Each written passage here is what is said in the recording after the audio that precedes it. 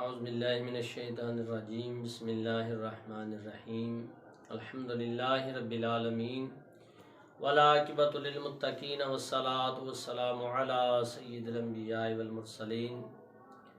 محترم سامعین حاضرین، السلام علیکم ورحمۃ اللہ وبرکاتہ۔ آج یہ جو ہمارا لیکچر ہے یہ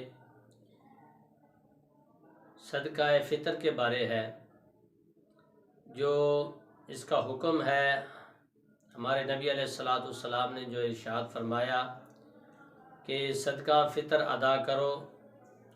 فرمایا کہ جو بھی رمضان المبارک میں عبادات کرتے ہیں آپ، فرمایا کہ وہ زمین و آسمان کے درمیان معلق رہتے ہیں، اور جب آپ صدقہ فطر ادا کریں گے تو وہ اللہ تبارک و تعالیٰ کی بارگاہ میں پہنچا دیے جاتے ہیں جو بھی عبادات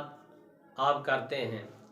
اور دوسرا سیاستہ میں آپ کا فرمان موجود ہے۔ ہمارے نبی اکرم نور مجسم صلی اللہ علیہ وسلم نے ارشاد فرمایا کہ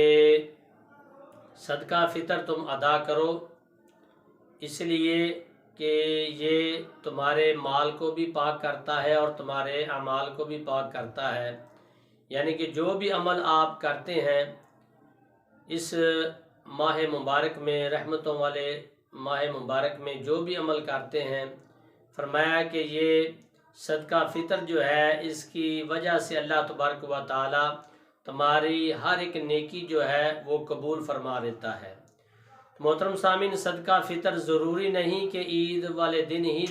جو ہے وہ ادا کیا جائے، حالانکہ واجب جو ہے وہ عید کی صبح سے لے کر ہوتا ہے، عید کی صبح سے ہی واجب ہو جاتا ہے، لیکن جو علماء اکرام محدثین اکرام فرماتے ہیں کہ انسان اگر اس کے پاس ہے مال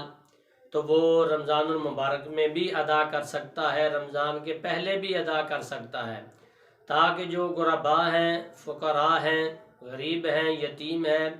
وہ احسن طریقے سے رمضان المبارک کے روزے رکھ سکیں۔ تو محترم سامعین، ہر ایسے مسلمان پر جو حاجت اصلیہ سے فاضل نصاب کے برابر مال کا مالک ہے، اپنی طرف سے اور اپنے بچوں کی طرف سے جن کا نان نفقہ اس کے ذمہ ہے، صدقہ فطر دینا اس پر واجب ہے۔ تو صدقہ فطر کی مقدار جو ہے وہ یہ ہے کہ 2 سیر 3 شٹانگ گندم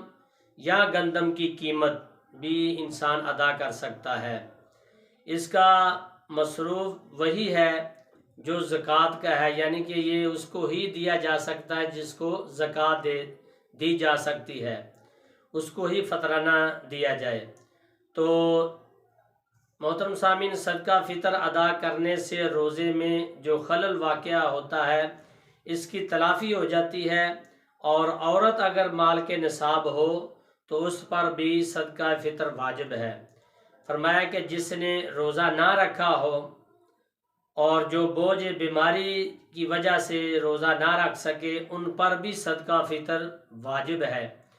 عید کے دن صبح صادق طلوع ہوتے ہی صدقہ فطر واجب ہو جاتا ہے، اور نماز عید سے قبل صدقہ فطر ادا کرنا مستحب ہے، اور